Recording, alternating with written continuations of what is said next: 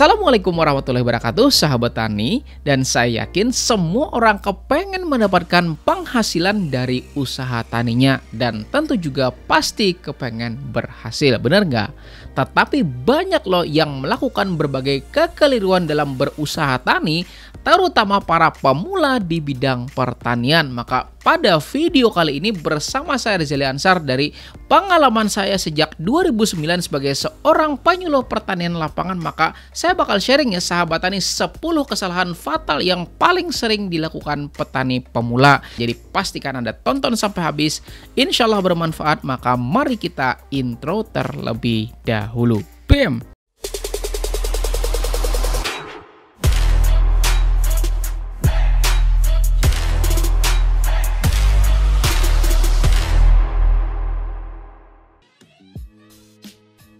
Dan saya doakan buat Anda yang sudah klik tombol jempolnya yang banyak gitu ya sahabat tani, dan share video ini, mudah-mudahan ilmunya jadi makin berkah dan rezekinya jadi tambah banyak lagi, amin. Dan ini dia 10 kesalahan fatal yang paling sering dilakukan petani pemula. Kita mulai dari yang pertama, yaitu sindrom ikut-ikutan. Ketika ngelihat orang lain berhasil gitu ya sahabat tani dan juga dapat uang yang banyak, siapapun saya kira pasti kepengen banget dan juga tergiur buat memilikinya, bener nggak? Dan inilah yang membuat banyak orang yang kepengen buat bertani. Tetapi karena minimnya pengetahuan dan juga pengalaman di bidang pertanian, maka resiko kegagalannya juga jauh lebih tinggi. Maka tipsnya adalah, pertama, boleh aja loh ya sahabat tani Anda ikut-ikutan, tapi pastikan Anda harus terus membuka diri dan juga terus belajar. Kemudian tips yang kedua yaitu cek dulu ya sahabat tani, Anda misalnya mau nanam tanaman tertentu misalnya. Nah, orang banyak nggak juga mau tanam tanaman itu?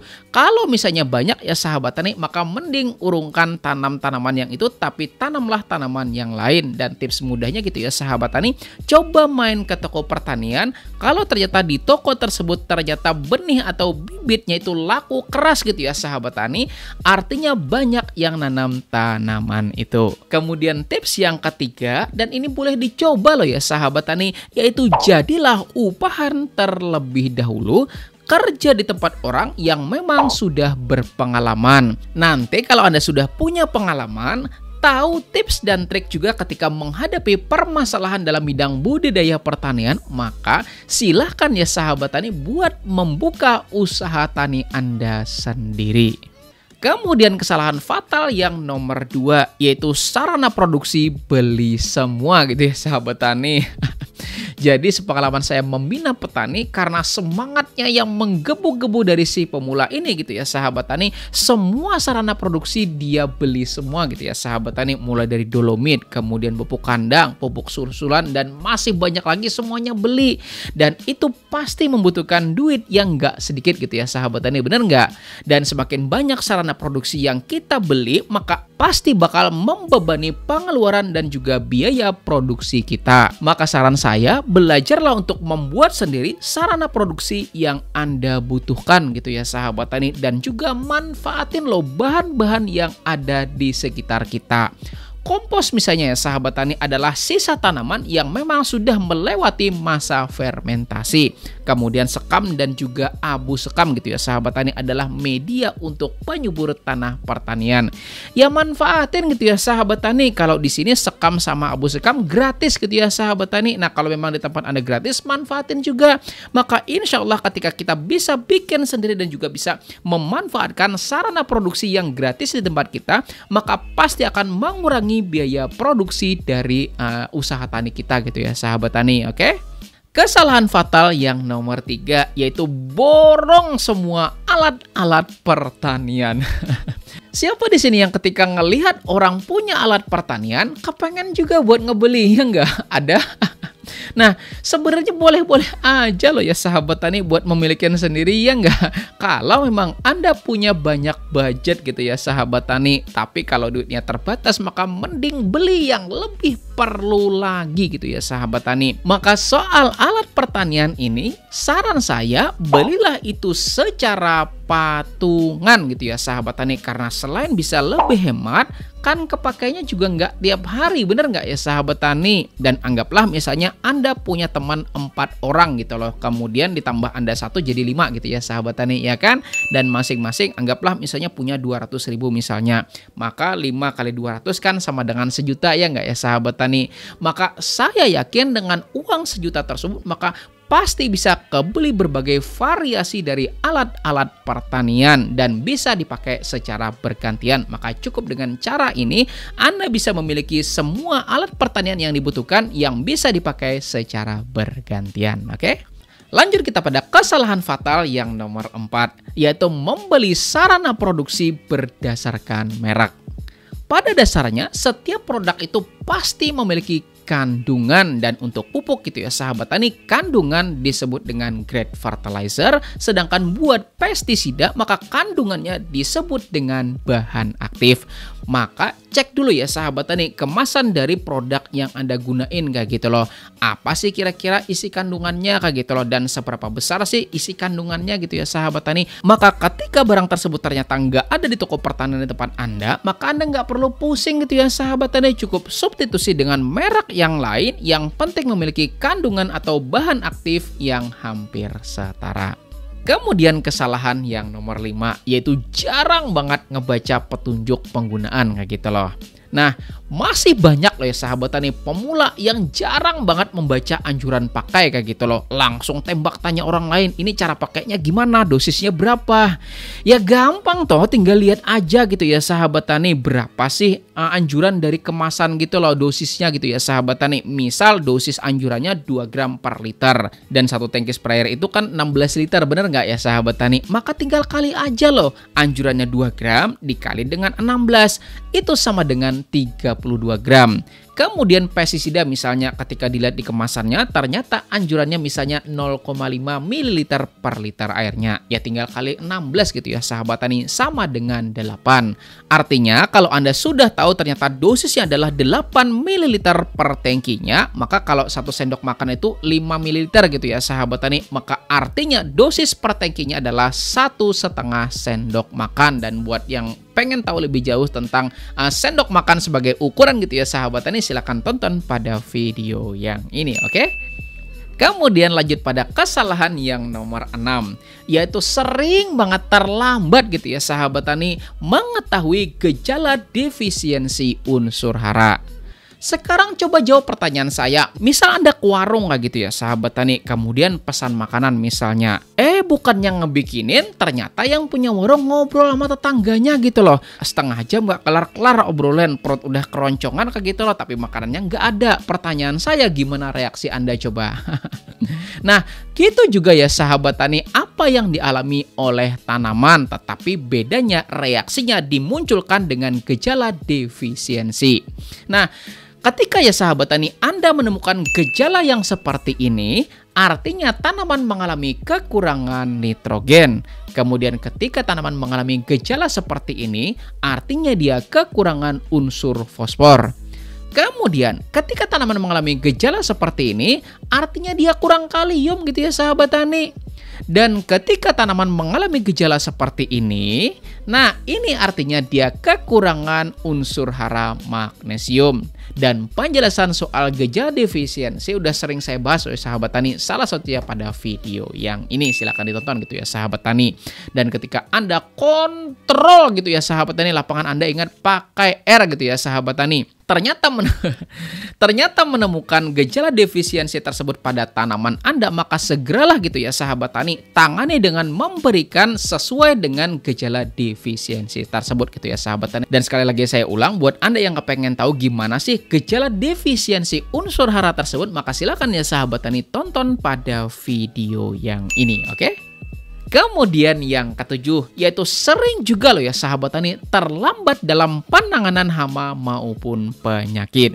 Mirip sama defisiensi unsur hara tadi, terkadang pemula juga sering telat gitu ya sahabat tani dalam menangani tanaman yang kena penyakit dan juga kena hama gitu ya sahabat tani. Padahal ketika tanaman kita tuh terserang, apalagi itu serangan penyakit, maka musuh utama kita adalah waktu. Karena semakin kita biarin tanaman kita kena, maka semakin banyak pula serangannya. Maka ketika serangan kita tuh sudah mencapai 3% gitu ya sahabat tani dari total populasi, artinya kalau Anda punya sebanyak 1000 tanaman dan kemudian yang kena misalnya sudah 30 tanaman gitu ya sahabat tani, maka segeralah ambil tindakan, jangan nunggu-nunggu gitu ya sahabat tani, karena musuh utama kita bukan lagi dari penyakit tetapi adalah waktu, karena semakin lama waktunya semakin berkembang penyakit tersebut. Maka segeralah kendalikan gitu ya sahabat tani, sesuaikan dengan penyakit atau hama yang menyerang tanaman Anda gitu ya sahabat tani, atau minta PPL-nya gitu ya sahabat tani buat kunjungan atau juga pengaman hama gitu loh, biar penanganannya jauh lebih baik lagi gitu ya sahabat tani. Oke, selanjutnya kesalahan yang ke-8, dan inilah kesalahan yang paling fatal gitu ya sahabat tani, yaitu yang namanya overplanting. Ada lahan misalnya 2.500 meter persegi misalnya, dan itu 1/4 hektar gitu ya sahabat tani. Dan yang disebut overplanting itu tuh langsung buka, langsung tanam semua gitu ya sahabat tani. Sebenarnya boleh-boleh aja kok ya sahabat tani, nggak jadi masalah. Tetapi kalau Anda lakuin cara berikut ini tuh pasti jauh lebih baik kayak gitu loh. Yaitu misal Anda tanam tanaman yang usia panen itu adalah 3 bulan. Dan tanamannya tersebut bisa dipanen sebanyak 40 kali.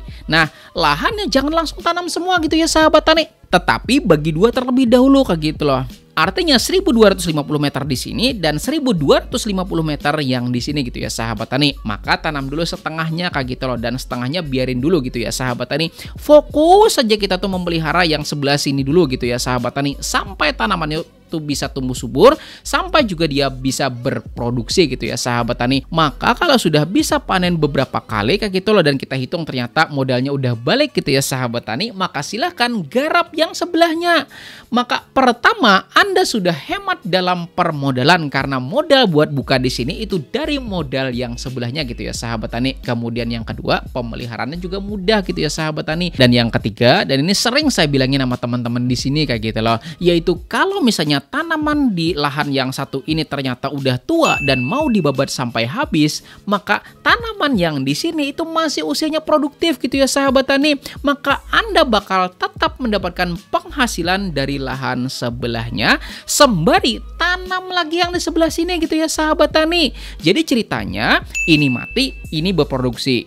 Ini mati, ini berproduksi. Ini mati, ini berproduksi. Jadi pada akhirnya Anda akan tetap mendapatkan penghasilan dari 2 lahan tersebut gitu ya sahabat tani. Mantap? Lanjut pada kesalahan yang ke-9, yaitu langsung mencoba dalam skala besar. Mengaplikasikan produk baru, baik itu pupuk dan juga pestisida atau pupuk organik cair dengan dosis tertentu langsung pada semua tanaman, merupakan saya bilang kekeliruan gitu ya sahabat tani. Karena ketika hasilnya tidak sesuai dengan yang kita harapkan, apalagi sampai OD gitu ya sahabat tani, atau overdosis sampai gosong gitu ya sahabat tani, maka semua tanaman Anda langsung jadi korban nggak gitu loh.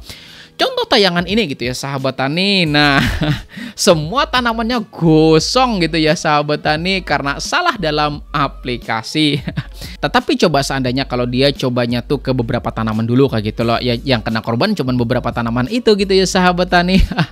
Jadi pada intinya Anda tuh harus tes dan ukur dulu gitu ya sahabat tani dalam skala kecil. Misalnya ketika setelah Anda aplikasikan pada skala kecil tersebut 4-7 hari kemudian ternyata menunjukkan gejala yang gak baik gitu ya sahabat tani, ya mending jangan dipakai kayak gitu loh. Atau jangan gunakan dosis itu gitu ya sahabat tani, karena nanti kalau Anda paksakan bakal berdampak pada semua tanaman Anda. Tetapi kalau ternyata berdampak bagus gitu ya sahabat tani, maka silakan aplikasikan pada semua tanaman. Dan kesalahan fatal yang terakhir yaitu yang ke-10 gitu ya sahabat tani, yaitu kurang pergaulannya.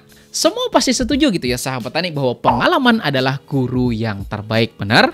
Dan pengalaman gagal adalah sesuatu yang paling menyakitkan yang bisa sampai ke hati gitu ya sahabat tani, dan bisa keingat sampai kapanpun, ya enggak? Maka pertanyaan saya, emang kita mesti gagal dulu gitu ya sahabat tani buat dapat pengalaman? Ya enggak kan?